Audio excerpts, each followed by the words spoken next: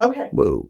Right. See, like as you move, it fixes it, and then you can see like what's going on. Okay, and then we can also have the chat, so as people message in, we can see. Dang. I know. So there you go.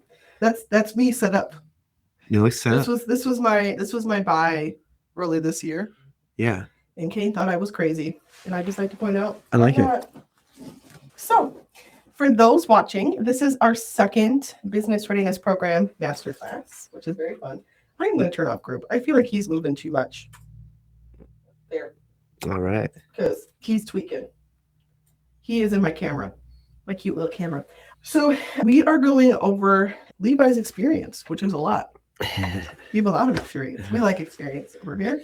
And, drinking our coffee, hanging out at the Janesville Innovation Center, and talking about finding a space for your business. Yeah. It's hard. I will say, like, here I started in my house, and then I was in the Whitewater Innovation Center, and then I went back to my house, and then I moved a few times, and then I was in Iron Tech for a second, and then I went back to my house, and then now I'm here. But I actually did have a really weird warehouse space for a second. It was really cool though. Like in there. But like kind of crusty and dingy and gross and falling apart. But the guy was super nice to me and gave me a really good deal. And so it had like office spaces, but like the ceiling was super like waterlogged and stuff. Like I didn't want to bring anybody here, but it works for me and my couple employees. So yeah, it's been a journey, at least for me. And you've been in like 1,010,000 spaces too.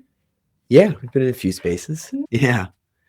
I'm moving around my office in the building now. I've been so far three places in that building itself, which is funny. That is funny. Yeah. This office, they tried to get me to move from the back to the building, which has the pond and the baby ducks.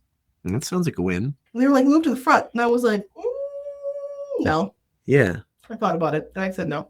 So anyway, tell me a little bit, or tell me and everybody listening a little bit about your spaces, because you've got a couple of them. Yeah. The bar specifically is a bar. Yep.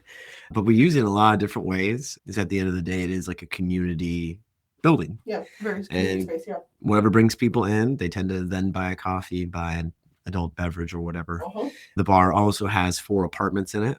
We're using one as a green room for bands, for entertainers, for drag queens, for that buffer. And then we're using the other 3 just standard apartments. And we also used it for a while as Airbnb to get not only just revenue, but get new people in town to our bar. So that was a pretty cool marketing spree. It's a good marketing. Thanks. Yeah, it worked really well. There was a lot of people found the bar through Airbnb. Because if you're looking, you're not from there if you're on Airbnb. Right. Yeah. So then it just became an ad for the bar, which is really cool. Then, so 2 years ago while I was at the bar, then a couple came in complaining about not being able to sell another building, which would be a foreshadow of, I'm sure we'll talk about that in the future. That space has 47 lockable rooms, closets, whatnot. I didn't know it was 47. That's a lot. It's 4 stories. If you go to the top of the bell tower, which is not really a room, it's a bell tower.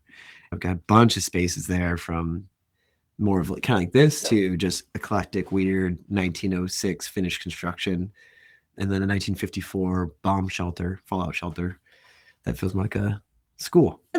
That is the main entrance. It is a fallout shelter. That's why it's thick. That's why she's thick. Yeah. She's thick. There's one floor that's 2.5 feet thick of concrete. Oh, good to know. Yeah. If anything ever goes down, just know you'll see my face. If and when. Like, Yep. Go to the fallout shelter. Okay. Yeah. Okay. So you have this bar, and previous this, you had a bunch of experience, not necessarily bar, but a bunch of like serving type experience there. Sorry, serving? Like serving like coffee shops. Bars, that kind of stuff. Yeah. I've owned 3 properties. I've owned a coffee shop. I didn't own the building. It was a lease, right? And then for 6 months, me and 4 friends owned 5 cafes, a roastery, and a bakery. That's a lot. So there was a lot of keys. At that time, I had 2 rental properties as well. There was just a lot going on. That's a little too much. There was more than one 24-hour day where I had to work for more than 24 hours. I was like, I don't know how I can do this again. No, that's when you're like, no, I do need it. In fact, a vacation. Okay. Yeah. You have a bunch of experience. I didn't even know you had rental properties before. I don't know if I told you this, but I'm in the process of buying one. Very stressful. Selling them is how I was able to acquire the 2 buildings today. That makes so much sense. And actually, that's kind of my retirement plan. I'm not going to lie. Yeah, totally. Like, then I have property and I can always get rid of it. Yeah, exactly. So something really cool that I want to chat with you later about is the bar has been a really cool experience. We passed our 5 years. We're entering the 6th year. It's turning over to an employee-owned profit share program. Ooh. So I'm actually just going to become creative director and landlord, which is really exciting for me to see that building and space become its own thing, like, have its own legs. I'll get to visit it and see, oh, they did this today. That's cool. Surprise. Yeah, like I don't need to know. I don't really care in the best way because I trust them. Yeah. No, that's awesome. Oh, that's going to be super, super cool. It's going to be really weird though to walk into the building and be like, why is everything different? Masterclass. Once you've been doing that for a second, that's going to be a whole other masterclass. Yeah. Let's make sure it works. This is how I took my successful business and turned it into employee-owned. That's partly one of the other parts that I'm excited about because along the way, it's going to teach me a lot. And I'm still own the property. Yep. Like we talked about your retirement plan. Well, it's like, well, I still own the property. So I'm happy to give my team an incredible opportunity to get rewarded for what they're already doing. But then at the end of the day, like I do own the property. So we have a scheduled 20-year what it looks like for lease. So I was like, all right, that's the lease. And we'll keep it going. No one wants this to succeed more than I do. Like I'm not gonna. I don't want an empty building. I don't want to put myself out of business and then give it away. Yes, it's okay. You've got really good people too. We do. You've got really good people. Okay, so that kind of lends into. Okay, so you've done owning, you've done renting, you've done leasing, and you've done buying. Yeah. And selling. I've sold a business already, and now I'm giving away a business pretty much. Yeah, but you're not though. You're just building the community. The community that you love. Yeah. Well, I'd like to come back and it be clean, and I don't have to worry about it. Someone else worried about it. Yeah. So Neil's worried about it. Yeah. No, that makes sense. Okay, so I do have a bunch of questions. Yeah. On the properties you currently have, which I guess we didn't really introduce this, is 5 Bar in Beloit, which is, as it says, a bar. And then the Castle, which is office rental space, venue. Yeah. And just all around kind of cool building. Yeah. It's 2 buildings put together and it's 34,000 square feet on the 3 stories. There's the additional stories. So that lends itself to many things. It's a lot of space. We were just talking about you couldn't find the right fuse for the right outlet. There is a junction box I cannot locate because circuit tripped and I can't find it. I'm not sure where it is. 30,000 square feet. Yeah, it's a lot of walking. And that's like not even like a, did you do it yet? Call down the stairs. No, it's a phone. It's a phone call across the building. Yeah. Okay, so the Castle, if you haven't been there, you should go look at it. But it is super, super magical. So I guess it is. We'll go into like what we have now. What kind of operational systems have you built in? I mean, even just from in your brain standpoint of like, how do I keep up with this? In what regard? Right. Well, so you have 18 tenants now. 23 tenants. Yeah. And between the 2 buildings. So you what kind of and if you're a project management company, you have certain check-ins you do and yeah. So pretty much the process for that to keep rapport is on the first of the month. I usually see the tenant. I have monthly office hours for about 4 hours. And then I'm around the building all the time because there's always stuff broken, missing, upside down. The occasional raccoon gets inside the building. There's a lot of stuff. I would take a raccoon over a bat. Yeah, that too. There's bats. I owned a really old house and they would come down the side of the chimney. Yeah. And they would just be flying around my house. Yeah. I'm good. That's enough for me. We had an event and I walked by just doing a perimeter check inside the building, just checking everything. The acoustics are different on the walls too, so it's kind of a fun spot for me to check out. And I could hear a bat in the wall. And I was like, I'm hoping that that's his normal spot and that it's not coming into the building during our event. Which it didn't, luckily. Okay, yeah. I mean, at that point, you just hope it's a spooky event. It was the vampire ball. So, it would have been perfect. They would have. That would be awesome. It would have been. Yeah. So no, I guess I should have invited the bat. Maybe it was an actual vampire. Who knows? Yeah, it was a vampire that just was like Maybe. watching it from the Yeah. Okay, so let's talk about how you actually acquired these. So you had Okay. multiple rental properties that you sold in order to be able to afford. Yeah, for money. Okay. And so first I had money. I Yeah. acquired the money through normal work, and then buying. At that point, it was 2 rental properties, a third one that actually lost a bunch of money, which happens. Yeah. But not as much as the other ones made. Hey. It It's just a big waste of time and a huge headache, but it's fine. Okay, so did you do traditional financing for those first couple of rentals? Yeah. Okay. So then you had those, and then you said, "No, I think I want to buy." So, yes. One thing, there's a few pieces of advice that my dad's given me that I really, really like. And one was the hardest change is from 0 to 1. And then from 1 to 2 is just 50% change. 2 to 3 is a 33% change. And it gets less and less change as you go. So I like that. it helps quantify the crazy in the brain. That makes sense. Downplays it. So you took over the 5 bar. So it was crusty. There was no heat or AC. There's bolt holes. The roof leaked into the women's room only, which was kind of funny. It's water do what water do. Only if it rains though. So act of God. So that property, it was during the lockdown. So also it was vacant. The previous tenants had broke lease, and during the lockdown, a lot of people did a lot of crazy things. Not a surprise that a bar would not flourish during the lockdown. Yeah. But I luckily had been saving up money for a long time and had been working on this concept for about 6 years. And so I had a big pile of money. And then our bartender, Luis, that's awesome. He actually sent me a Facebook message with the bar being for sale on Marketplace for $1.2345 million. It was just 1, 2, 3, 4, 5, and then a bunch of zeros. And I was like, looking at it, I was like, no, there's no chance. I'm like, well, I'm going to click on it. I was like, okay, that's clearly just someone typed numbers. Yeah, this is not worth 1.2345 million. Yeah, and I was like, okay, I can see from that somebody older wants to sell this property. It's their kid helping doing it, and like, I'm gonna put it on Facebook too. And I could tell it was like a mass push out on every platform. I was like, okay, so they're trying to sell this. They're just filling it and getting it on, but they also aren't too detailed. And like, I was like, okay, this will be interesting. That was the 23rd location I had walked through. It was the 23rd location. I was in active negotiations with 2 other properties, 2 other brokers, or my broken agents, and ended up buying one on Facebook Marketplace. So there's a lot of work that went into ahead of time. Yeah. A lot of other properties, but that one worked out. Yeah. You saw the potential. Okay. I did. I was driving back home. I was driving an hour back home to Madison, and I was just like, fuck, I think this is the one. I think this is it. I was like, this replayed in my head looking through the building, and like, I was like, yeah, we could do this here. That could be improved. That would get ripped out. I was like, all right. And I needed a project, and I could see, I was like, this one, the shell is correct. But the project is there. This will be my 5th house.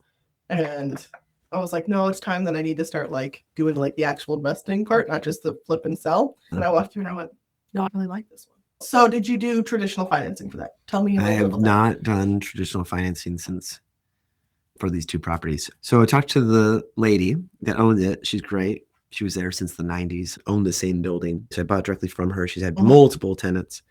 And it was the lockdown. So I already knew for banks, for commercial, it's different than residential. Yeah. And at that time, it was a 40% down payment. On a 1.2345 million. Yeah. And I went to the bank and I was like, hey, it's really this price and yada, yada. They're like, sorry, we're in a global pandemic. We aren't loaning against restaurants right now. But if you put down 40%, we got you. Yeah. And I was like, all right. So either I can basically buy a loan and have nothing left to renovate, or I can now go and I have this somewhat almost fabricated in a way constraint. So I went to her, I was like, hey, either I can do this route and you get bought out, but then it hits your taxes way faster. Correct. Which you don't want because you plan on being alive for a while, I hope. It's like, so I'd rather give you that money. Gains will get you. Yeah. I was like, I'd rather give you that money. So let's not negotiate price. Let's negotiate terms. Like, I'll take your price. And that wasn't the 1.2. It was, much less. But no, so I'm going to go with 1.234. That's how much it was. Yeah. That's every time somebody asks me no. From now on, everybody watching, because they get mad when I don't start talking numbers. Other people's businesses. And I'll be like, I don't even know. And I'll make up an astronomical number. The castle was listed for $1.2 million though. Yeah. The LoopNet posting from that was legit. Okay, but no 5 bar 1, 2, 3, 4. Yeah. Okay. I think it was all the way up 6 numbers, 7 numbers. I think it went to 7. Yeah. Yeah. Whatever. Yeah. That's here. I have $7 specifically. I wonder if I could find the messenger. You probably should. If I could. You should need a screenshot it too if you could. That's like yeah. I try, like, if I find a really good deal, I try to like screenshot it so that I have it for posterity's sake. Yeah. But yeah. Okay, so you negotiated terms, which I think this is why I asked you about this, right? Because when people are first starting out in business, at least a lot of us don't have, $1 million. What? That's crazy. To start a business. And so we got to do it on our ownsies. Yeah. So finding a space, especially if you don't work well in your house, you need a space in order to function in a business, right? It's hard. Funny you would say that. I actually kind of forgot. I did try to get my current house licensed as a bar. I spent time on that. And the building next to me was a mixed commercial residential. This is up in Madison. Madison's a much harder county. Yes. But I actually did try to do a bar out of my house. It did not work. Legally not Cape Town. No surprise. But I was like, well, you could have gone to underground speakeasy. Correct. Yeah. So we had this really cool deck. And like I had the whole plan for it, but I was like, well, let's just see if it's ever possible. For bars, there's a thing that there's only so many alcohol permits per city, county, state. So you can't get around that. That is a hard stop. So anyways, I did look at doing it at home. Cool. But yeah, the conversation I have with people a lot is like, oh, I'm doing it out of my basement, my garage, more space, or I don't focus well at home.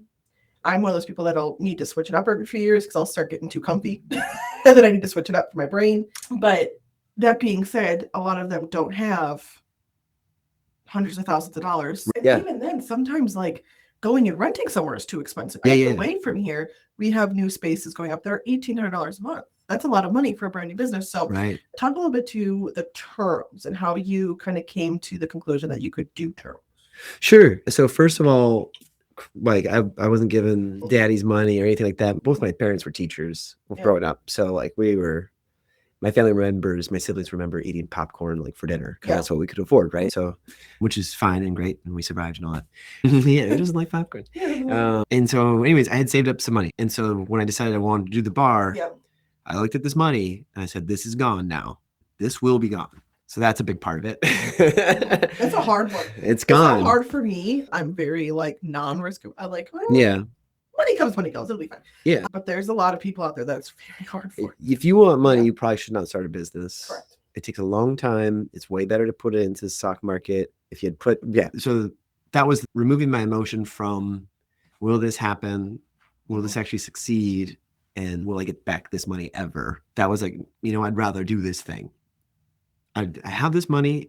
I had this opportunity right now with the lockdown, and this business went under. I was like, if it doesn't succeed now, you can see it either as the worst time in the world to buy a bar or literally the best. So I chose to view it that way. Okay. And maybe it was, maybe it wasn't. I don't know. So then walking into the negotiation, the little bit of the like cheddar or bait for Bert was, okay, that's the price you want. I will agree to that, but you're going to have to meet me and get me to that price. Yes. I'm happy to, no worries, but here's what I need along the way because I am going to destroy your building. I'm going to completely gut your building and I need money to put it back together. Yes. And when we opened, it was like $250 left. Yeah. We're talking about like a $75,000 investment down to like $250. I was like, all right, we made it. Yeah. That was the plan. I could have spent more, if I had more, I would have. I could have probably spent less. Yeah. But I made it. We opened with 3 pieces of decor. And now if you've seen the bar, it's covered like a drag queen. Beautiful. It's very comfy. Yeah. As a non-bar goer myself, I would say it's very comfy. It's cozy. Okay. So when we talk about terms, because I can speak to my own contract now, but you did what would be considered seller financing, right? Yeah. Land contract. Yep. Yeah. So I bought the property and we worked out a 5-year lease and I had 5 years to decide if I wanted to walk away or buy it. Okay. And that was a set price. Yep. I could have negotiated harder. She got a good deal on that one where I came in and I was paying rent and it didn't go towards purchasing the building. It was just rent, but it secured the price. It allowed me to get on my feet, allowed us to see. And then I was like, okay, we're on our feet. All right, now we'll start the process to buy the actual real estate. traditionally Mm-hmm. 20% down, all the W-2s, all the stuff through a real bank. Okay. But it got the foot in the door. So then you found the castle. Did you do the same type dealio? No. Luckily, I learned. You were like, wait a second, 5 years of money did not go towards the purchase price. I love that. Yeah. Or it was like, over a year. But yeah, it was something. And that was like a fine print one where her lawyer had used the correct terminology that got her a bunch more money, which, hey, hallelujah. Yeah. It's going to a good person. It's not like it went away and it's like, no, that an old lady got more money. With the castle, they were at my bar. So it sounds like they approached me, but they were complaining about it not selling in a good way. Not like, well, it's right down the road from each other. It's like a block away. There are two buildings in between. And so I was like, well, what's the lowest price you took that didn't actually materialize, like what was the kink?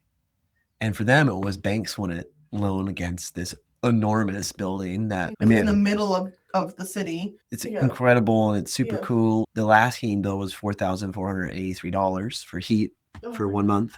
So there's quite a bit of intricate things to it. I still can't find the electrical panel. So I just asked what was literally the lowest number and I had just sold a house. So I was sitting on more than 6 figures of money again. I was going to pay off all my debts and just be debt free and own a bar. That was the end. I was like, yeah, cool, whatever. He just want to die there. And I felt like I was at a spot where I could walk away from that business in a good way and turn it over to some people. And so I was like, yeah, I'm going to pursue this. And for those terms, we agreed on a price, the lowest price that they had already accepted. So that was cool. And then I was like, okay, well, how about I just put down an incredible deposit? Giant chunk, yeah. Yeah. And so I ended up putting down $50,000. So a check. I was like, all right. And I dated it for like a month out. I was like, I might cancel this check, but here's a check. If we negotiate, it works. There's $50,000 right there. Done. Like that talks a lot. No, I happen to have that. I was in a position, but the equivalent of that can have many different forms. When I bought my first business, I was just buying the business, not the building. It was a little coffee shop.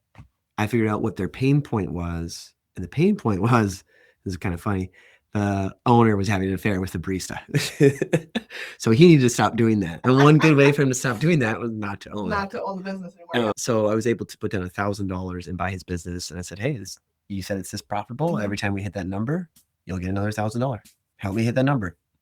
And we did, and I sold it, and it was great. So there's a lot of different ways to get what you want. The family, ultimately, they love the building. They're great, all that stuff. But they wanted to stop paying $1,000 a week in heat because it's no value to them. It's not bringing them any value. Well, and especially if you don't have it rented out, it's just sitting there, literally money out the door, hemorrhaging money. So when I came in with $50K, and then I said, and I will assume all your bills, and I will take over every legality. I'll take over every leak and broken window and all that. Right. They were like, oh, cool. This that's they can sleep at night. Literally, they told me after they saw that I was on my feet.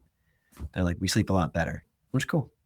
Right, because they liked the building and they loved the building and they did things for their family. It's just, and that's the other part. They could tell by my bar, because they were very familiar with me, that I would take what they were trying to do and put my spin on it, my flavor. Yeah, but it's gonna go forward the direction that they were intending, and they were just tired of. They put in 12 years. 12 years is a long time to work on a building and it not be done. I mean, it makes sense for how big it was, but they wanted to see it come to fruition. So I came in with money, they stopped losing money, and then I executed their vision. So, new question that is already written down. Before you signed this land contract, right? Here's my $50,000. I want this. I want the building. What made you say these numbers make sense? Ooh, yeah. I'm not sure. I will say that part of mine is I'm like, I like it. So for the bar, when I bought the bar, there was no revenue. It was a lockdown. Business had failed. So I was like, okay, but I had a cushy job that could make the rent on that building. And at worst case, I was like, okay, I have the weirdest like man cave bachelor pad that's actually a bar, and I can open whenever I want. I'll pay it off within a few years anyway with my other job, which I shortly thereafter quit or resigned. With this one, I was like, am I willing to throw away this money, potentially throw away 2 years of my life and lose hundreds of thousands of dollars for this opportunity? Given there's no business there right now. There's like kind of a renter. It's not making enough to even pay the utilities. do I want to take this on? And at that time, my other business was doing so good. I had such a pile of money, and then they told me the revenue was going to be this. So I was like, okay, there's 3 fail safes. Yeah. And worst case, I can just pull the plug and lose money and lose 2 years. And I'm not going to die. Yeah. It's like, it's just you money lost. Comes and money goes. Yeah, it's just like whatever. Yeah. Fine. But we did fight tooth and nail to keep it. So we pulled the nosedive up. That's a huge nut you have to cover every single month. But on the flip side, now you have all these really cool events. Yeah, we literally just pulled up. January was finally our first profitable from the business itself. So I was like, thank the Lord. Yeah, because it was relying on 5 bar to make that last. At first 100% of the payments, and then just less and less. Yeah. 5 bars of cash cow. I think that's a really good. Yeah. It was kind of wild. Another lesson from it that I didn't realize at the time was, obviously I stopped working on 5 bar. And it did start to atrophy. It started to decline quite a bit. And I had to do a panic attack moment, reset, walk around the building quite a bit, walk around both buildings, and just do honest to yourself and be like, all right, what is going on? Like, how would you a year from now explain this to yourself again in an interview? And I realized I was like, okay, I need to stop working on the castle. 5 bar needs my help. Yeah. And so for 2 months, I didn't do anything. I'd walk around it once a day and then go back to work. Call it life. Yeah. Just like, it's sitting there. It's not going anywhere. But yeah. Okay. And I think I own multiple businesses and I have to do the same thing. I'll be like, oh, we haven't done anything here. Okay. But we're going to catch back up and we'll spend a couple weeks on it and make it all shiny and brand new again and functioning and growing. And then we kind of grow from there. And I think that's the life of having more than one business though. Right. Because I could see that the 5 bar was successful. It just needed my help again to then take care of the castle. Yeah. You got to put on your oxygen mask first, essentially. Yeah. Well, and for me, it's hard because I'll be like, that's really exciting over here, though. It is. It's fun over here. And then, and the growth potential with the castle is much more enormous than 5 bar, just because it's 11 times the size. Yeah. So in theory, it has 11 times the opportunity of revenue. Yes. Yeah. And it is really cool. If seriously, those watching, and hello to everyone that said hello. If you have not gone to the castle, you have an opportunity because BRP has their pitch night there. Yeah, we have some free events coming up too, which is pretty cool. Yeah, we just booked one today, which I'm excited about. Can you tell me what it is? Yeah, it's a comedian. His name is Squeezy Jibs, I think. He's got 800,000+ Instagram followers alone. I've been following him, and he announced that he's debuting a movie. And I forgot I had signed up for his newsletter, so it came into my email. And I literally replied, I was like, hey, this is kind of wild. I just heard you on this other podcast. So I gave him a shout out to a bigger podcast and all that stuff. I'm a fan, genuinely. It's like, and also like, here's our next movie we're debuting, which is about strippers inside the church, which is taboo and fun. And I was like, I'd really love to premiere your movie as a fan. And we started a dialogue, and he types all caps, all misspelled, frantic at random times of the day. And I was like, I can work with this guy. And so I was like, you got a free venue if you want. You keep the sales. I'll keep the bar sales. Yeah. Look how good. And he bid on it. He just emailed me today the Eventbrite link that he put up. I was like, cool. I like it. It feels cool. Yeah, I'll look. Yeah. So it's a comedy. In it, they did a documentary of his tour, and he hired another documentary company to then join mid-documentary to see how long it would take them to realize that there's 2 documentaries going on. Because he's just like this weird guy. And that's actually I love it. It's super funny. Yeah. No, that's like true comedy right there. It's true comedy. It's a joke within a joke. So anyways, I'm excited. Talking about a joke within a joke. Felipe, my intern, was here doing the music for pitch night. And it's a joke inside of a joke. We were cracking up putting stuff on this playlist. So just if you listen to the playlist. Oh, subtle messages. Yes, Felipe, I think. Okay. Hilarious. All right. Couple more questions, and then if anybody here has any questions, Ember and Edge says it'll be his first time at the castle. Cool. Right on. And they live in Beloit. Oh, cool. All right. So, sweet. Surprise. Yeah. Right on. Okay. So what is, and this is probably not just one, but what is one mistake that you made during the process of finding spaces, of building businesses inside of spaces that taught you the most as a business owner? It is, right? Like, and listen, number one, bad employees cost you like way more than you could ever realize. Just the time alone.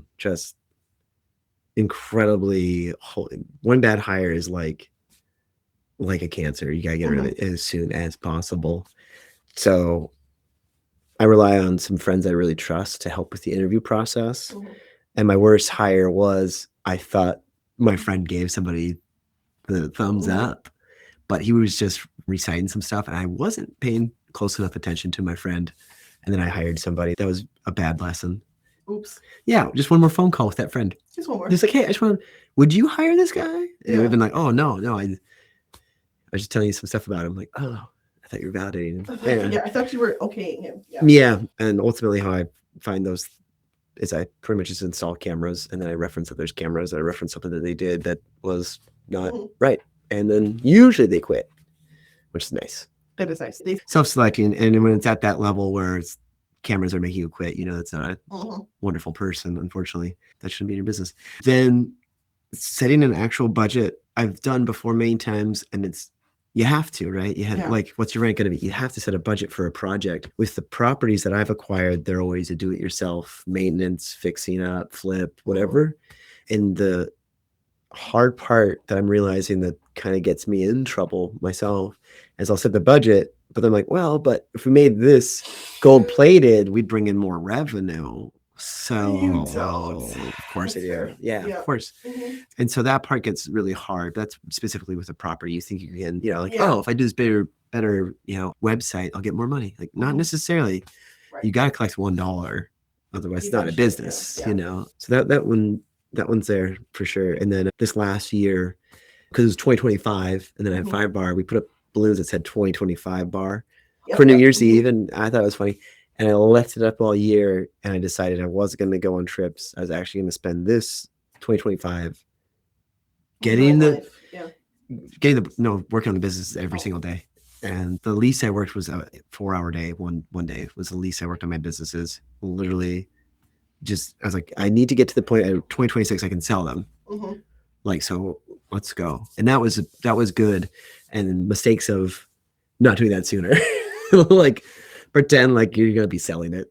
And pretending you're going to be selling it. But part of it is you said 5 bar was on the 5-year, make it or break it. And then you continued forward. So now that it's fully financed by you, you can just decide what you want to do with it. That's part of it too. So really you said you did a land contract or a lease to own for 5 years. Oh, but yeah, we already bought the building. Okay. It was land contracts. So we put all in place, the purchase price and all that stuff. Yeah. And then any improvements that I put in, she let me take off the building price. Not any improvements, but big ones. Like big ones, yeah. An HVAC system. It was $17,000. Kind of important. Kind of important. No matter if you were running a business out of it or not. Yeah. And it was really funny. And one of my close friends references this sometimes. We made it into November with no heat in the building at all. And like people would come in, they're like, oh, it's cold. We're like, oh, I guess it's a little chilly. I was like, there's no heat in this building at all.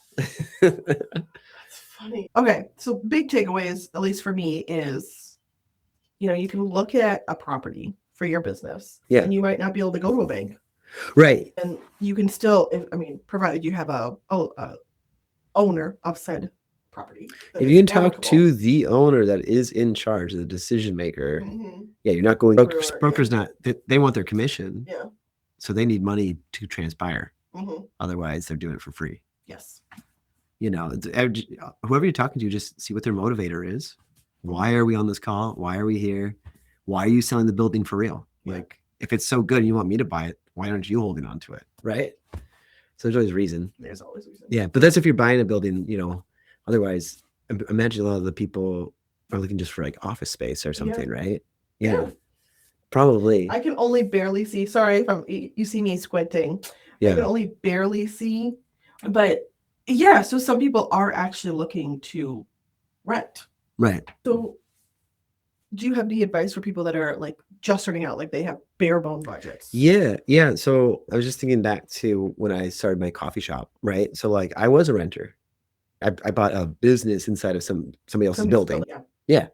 Ultimately, the expression of the cafe that I had was a little tiny drive-through coffee shop near Seattle. So you drive up, get coffee, drive away. It had a bathroom on site. You could go inside this little building, but it was a little tiny building. There was nothing going on. There's a little coffee shop.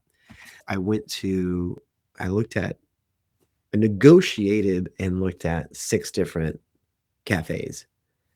Not buying the building. Yeah, it's a lot of homework. And I usually tell my friends when they want to do something, I'm like, well, you're going to fail a bunch of times.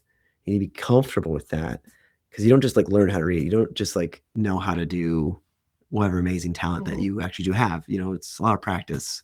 Even as we forget as children, you have to crawl before you can run. So with the cafe, I looked at 6 different buildings and walked through, and I was like, okay, how much are they really generating, all those normal questions. But for me, I looked at the situation was, how can I make this better? Right. What do I have that makes this better? Why is this good for me? And why, what is here that person was failing at that I can add value to? Because otherwise it's probably not going to get better and have more revenue or whatever. So same with the room and the space. Like, obviously, can you see yourself working there every day? Can you see yourself crying on April 14th in this room? Yeah. Good. Yeah. It's a good start. Part of that stack of, actually, no, it's still in my backpack. It's the Plex, unfortunately. Yeah. I've realized the fee for late filing is not worth the stress. So I haven't done my last sales tax. I'm like, whatever. It's $25 and then a small percentage. It's fine. I'll figure it out. Yeah. Like, there's just other cool stuff going on. I don't need to sit down and do that. Even though it takes 10 minutes. Yeah, I need some of that to come back to me.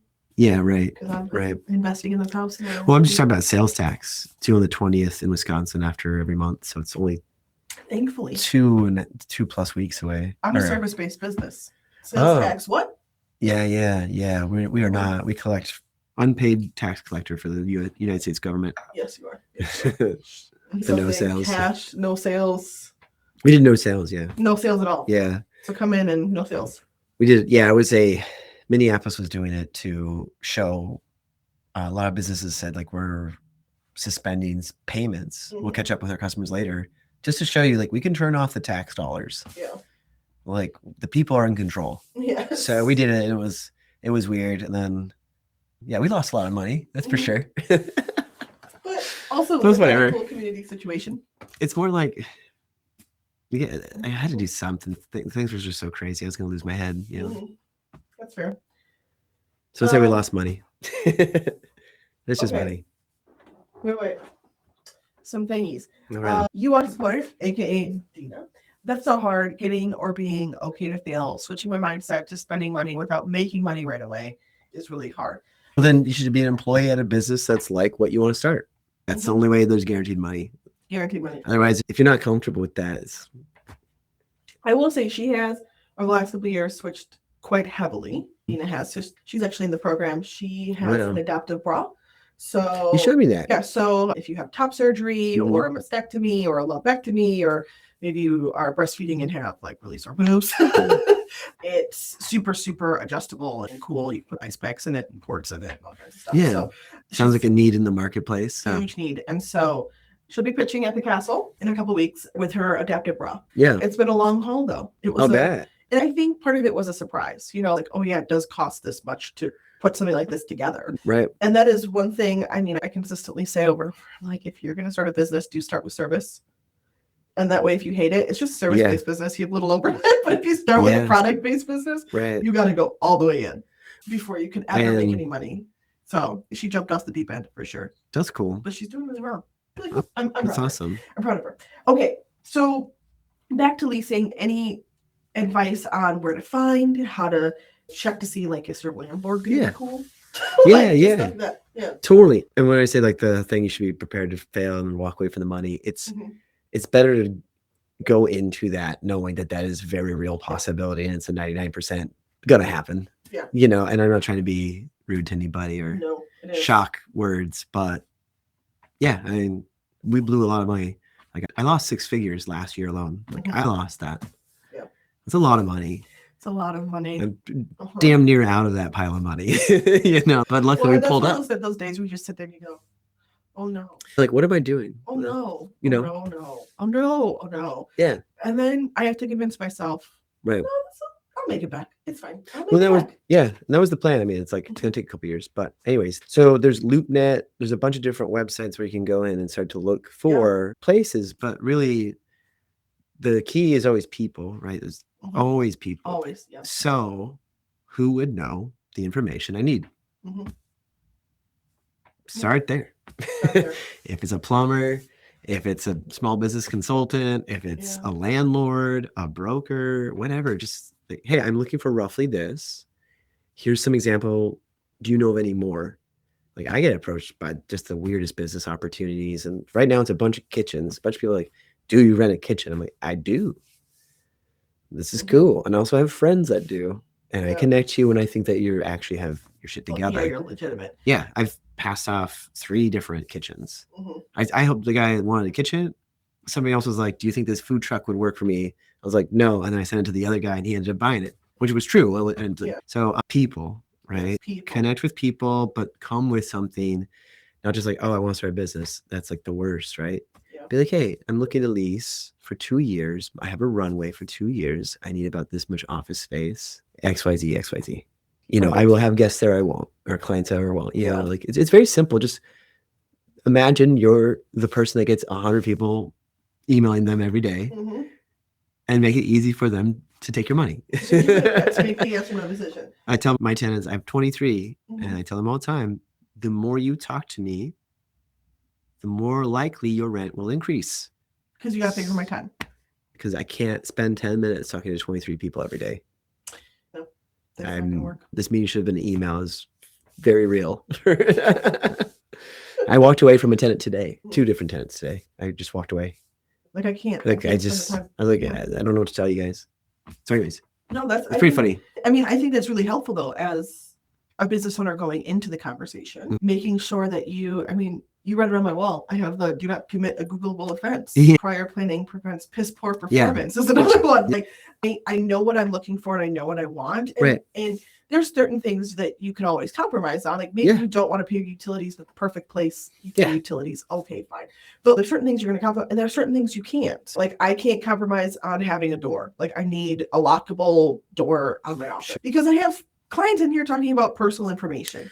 And I need no one else to log in at that time. So like things that I know I can't compromise on. You know, if you don't know that, then how can you connect?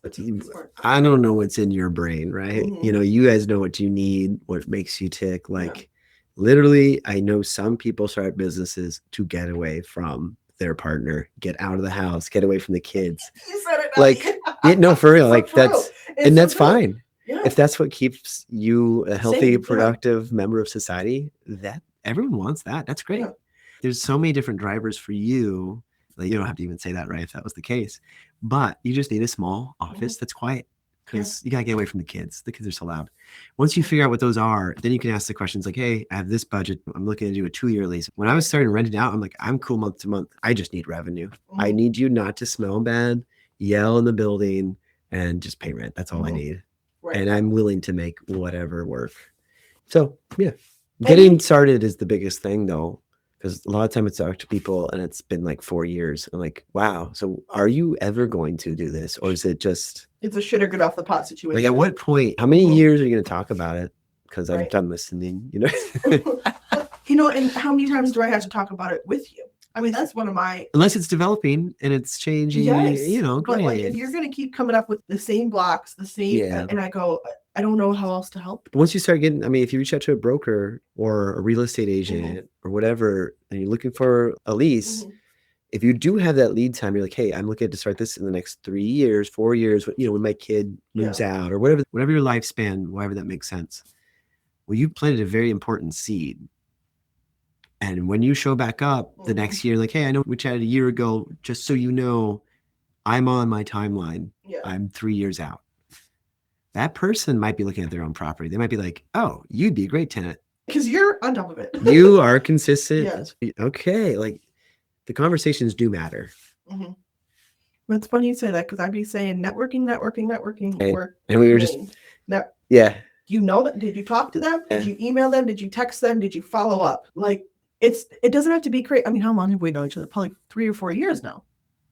Definitely 2.5. Yeah, a while. And it's not like I call you even once every 6 months. But you know who I was, and it was done, and the relationship had started. And then when I said, hey, I need this and this, I'm looking for this, it was done. Yeah. He does. I don't want to put my effort towards this idea and not happen. And it not happen. It'll be wasting my time.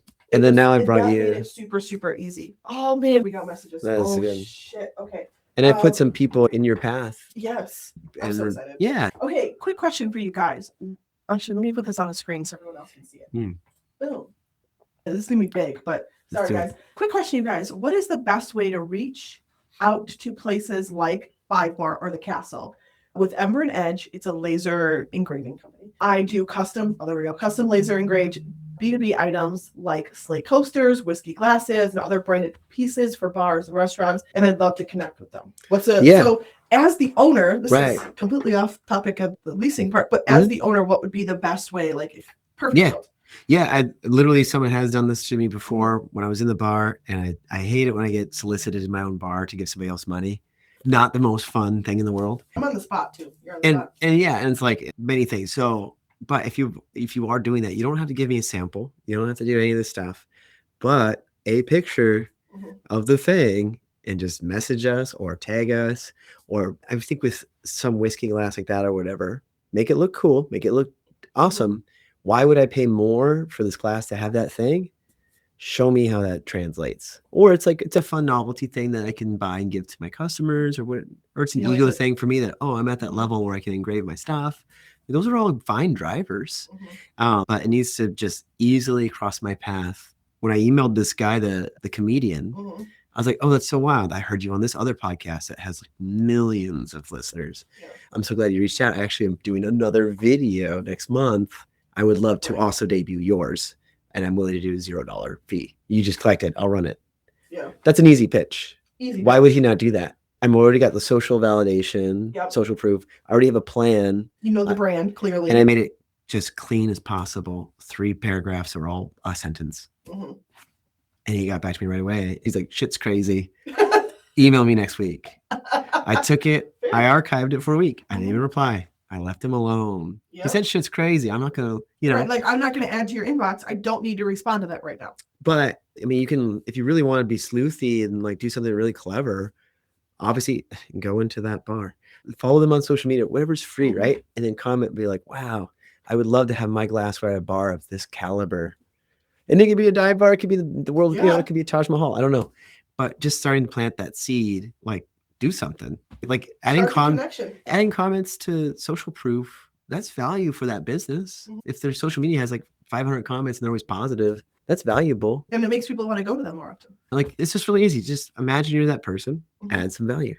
Yeah. That's unique to you. Done. It doesn't have to be a free glass either. You don't have to give away product because you're going to be reaching out to 100 bars. Yeah. That's a lot of money. Okay. I like it. Hopefully, any goes. Thank you for the advice. Awesome. We have another question. Oh, I love this. I love when we get questions. Okay. Also, hold on, let me put that on the screen for everyone to see. If you found a space that's your ideal location, but the landlord isn't good in terms of fixing things, is that a deal breaker? Well, if it's safety related, no landlord's good at fixing things. It always takes forever. It's always unfair to the tenant. They feel like I'm throwing away my money when you can just fix this thing. That's how it's going to feel. But at least you're on that side of it, not the one plunging the toilet and such. You have to just realize what it is, what it's going to be. It's not a sitcom episode or someone started a business and it's easy and they make money. You got to put in the work into it. But related to that etching question and the whole topic today, be clear, be concise. I would be so bold to even contact them with that information. Be like, I really like it. My only hesitance right now from signing a check for you and moving in tomorrow afternoon is I'm concerned the leaky gutter is going to translate into other issues as well. What is the plan for that? And they can come back and be like, actually, in 2 months, we've already scheduled something. I just can't get on ladders. Yeah. There might be a really good solution in that. I have one tenant and she complains about everything, but it's of value to me because it tells me what's broken. Yeah. I take that as a good thing. She's not being rude about it. Yeah. And I would appreciate it as an email instead of a pop-in when I'm working on something, but it's still a tremendous value to me. So what you are describing might actually help the landlord. It's Well, how you frame it. And I will say, I mean, personal experience, if you are a really good tenant like that and you're like, hey, FYI, this is a thing, and you're like, you know what, I'll be there Saturday, I'm gonna get it done. And actually, you know, you can do it for goodwill, but you also can do it for, can I take $100 off my rent if I fix it? And almost 90% of the time, they're like, yeah, 100%. Almost every month, somebody is supplementing the rent through painting a room, taking care of yard work, whatever it is. Like I have a guy who came to me last night, did that big long text. I was like, he's not going to make rent next month. Okay. You know, oh, he wants to help. Oh, he's got these skills. Yeah. You know, I was like, don't lie about your skill. Tell me what you got. Yeah. And it was sure enough. I was like, yeah, no, I need that help. That's worth a month rent. Yep. Easy. That's great. I can plan. I'm not going to get the money from him anyway. Like it's not going to materialize out of nowhere. He doesn't have it. He doesn't have it. It's not in the account. And guess what? That's fine. Yes. Because he's going to provide value to me that I would have taken that money and spent more for. Yes. So, but when you're looking at a landlord, these types of questions and concerns, very succinct, make it very quick for both of your sanities. Yeah, like why spend 2 hours? But it will show you that whether or not you'll have a working relationship with them and whether or not you guys can get along, which is the bigger thing. It's a bigger issue, yeah. Because you do not want to rent from somebody that makes you feel unsafe in any capacity whatsoever. Yep. Yeah.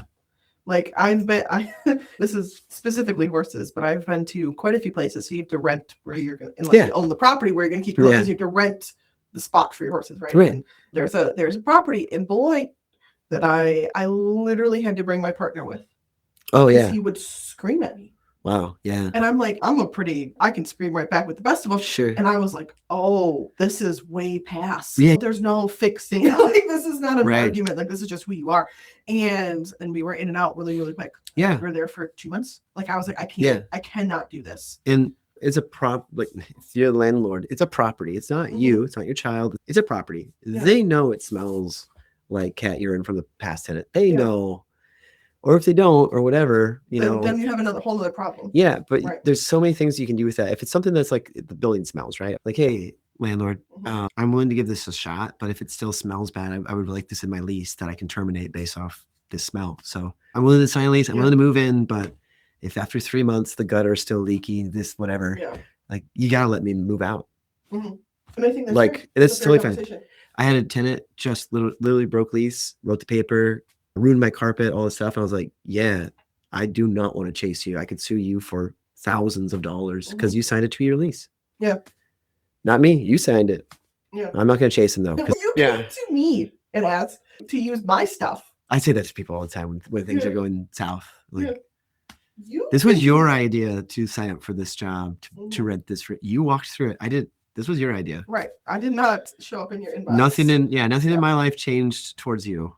Yes. You have just whatever. Yes. No, I think that's good to learn. And I will say, like, from that perspective, everybody I've ever rented from, as long as I was clean after myself, respectful, and I offered to do stuff, literally they're like, please come back. Like, you're welcome to come back at any time. And even because I'm moving because I need a bigger space or a different location, or I literally moved the whole states. Like, they were like, if you ever need anything, please come back. Yeah, I mean, if you guys can kind of imagine my life and world, I rent to a man that has eyeballs that are tattooed black and a third eye tattooed here. So he's visually a very specific human, and he rents right next to the Democratic Party of Rock County, which brings in a lot of old people that are writing checks. It is a very delicate relationship, and they are one door away from each other. And it works because we put in the work, we communicate, and we've eliminated as much friction as we can. Yeah. Those initial conversations were a bit too long for me. I was not enjoying them. But we put in the work to have a longer relationship, right? Yeah. If you're coming to somebody and you're like, but this and that and this and that, I'm not returning your calls, right? Like, make it easy on the landlord. And then what you have is value. You're somebody in the building that's going to let them know if it's on fire. Yeah. That's valuable. Like there's a lot of value that you bring besides just money, and if you can show that, like, hey, I'm going to be here twice a week, Tuesdays and Fridays, because that's when my kids are whatever. Just let them know what they're walking into. Like, but for that to work for me, can you paint this? What would it take to get this carpet?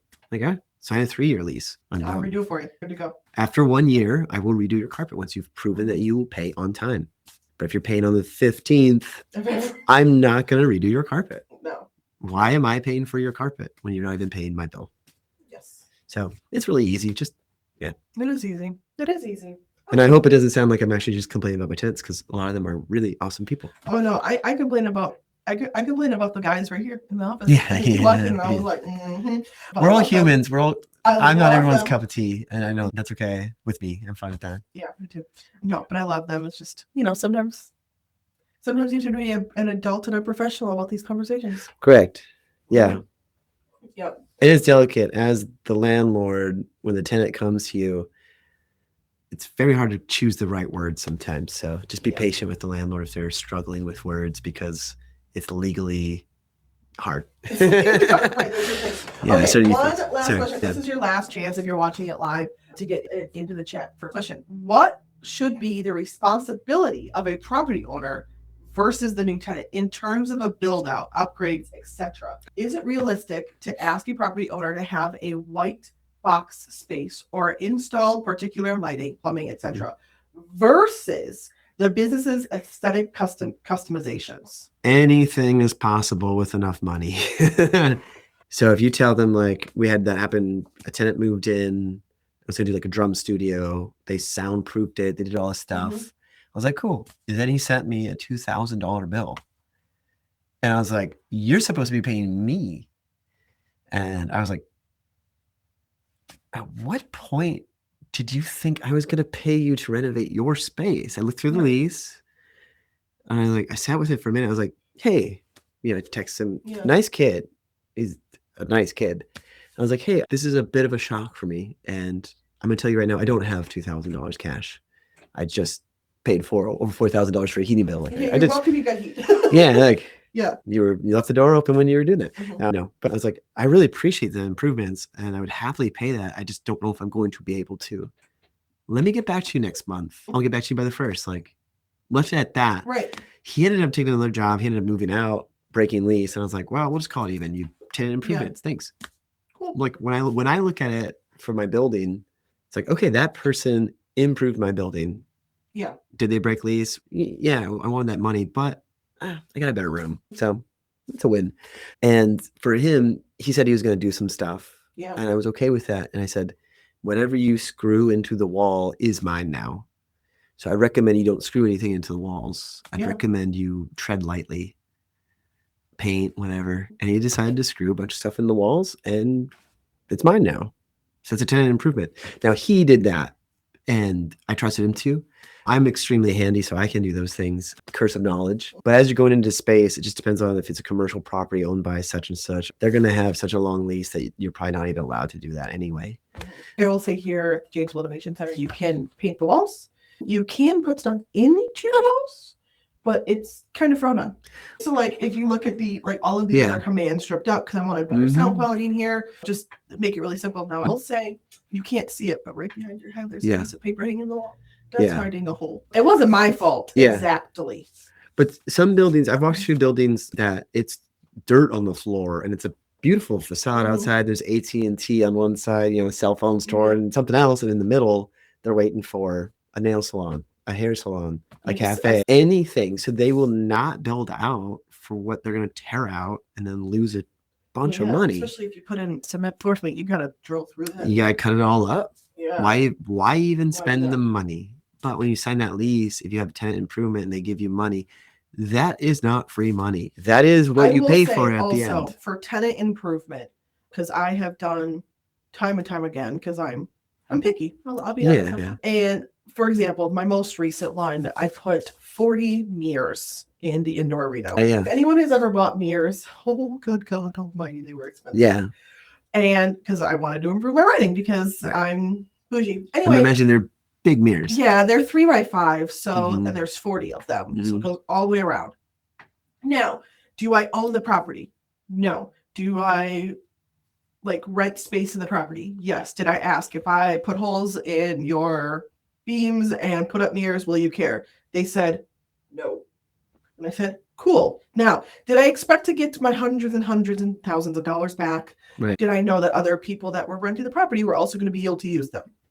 Yes. And I did those improvements for my own good and not for necessarily the betterment of the property. And I did not expect payment. If you are going to do tenant improvement type stuff, please ask before you do it and see if you're going to take it off your rent, if they're willing to give you money for it, or if it's just going to be on your own dime, because there's absolutely nothing worse than doing like $4,000 worth of improvements somewhere and being like, oh, that's completely on me. Like there's nothing in my lease or any of the paperwork that says you're going to halvesies it with me or something like that. And I know people that have run into that. So you can't expect you're going to send your landlord a bill. That's the exact opposite relationship. Sorry, that the relationship is you give them money. That is the relationship, and they give you space. Yeah, that's what it is. That's literally the whole thing. So if you're going to reverse that, you definitely need to get that approved ahead. Yeah, have a conversation before you do that, because that's. I have friends that have run into that, and they're like, "Well, you did that," and I was like, "Yeah, because my landlord and I are buddies, man." But it's also it is a tenant improvement because it's helping the other writers choose that location more often, because it's improving their game. I have somebody that's looking at renting one of the awesome rooms, the old chapel room. It's huge. It's beautiful. Super cool. They want to. There's two different people: a restaurant or a jewelry person. And so the restaurant one seems to be stopping because the aesthetic that they want isn't what I want in my building. It's as simple as that. They're willing to pay more. I'm just like, I don't want that. I don't want to smell that. And that's my right.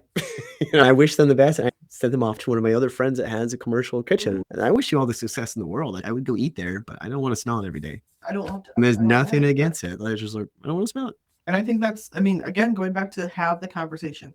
But you can get that. If it's an empty building or if it was this, and you walk into it and you're like, I will lease this for 2 years.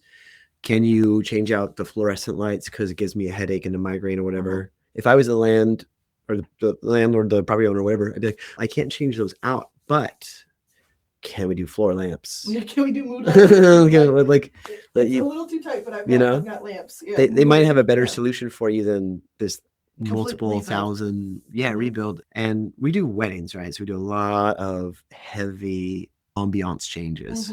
We just had a vampire ball. That was a very specific mood that is not a wedding aesthetic.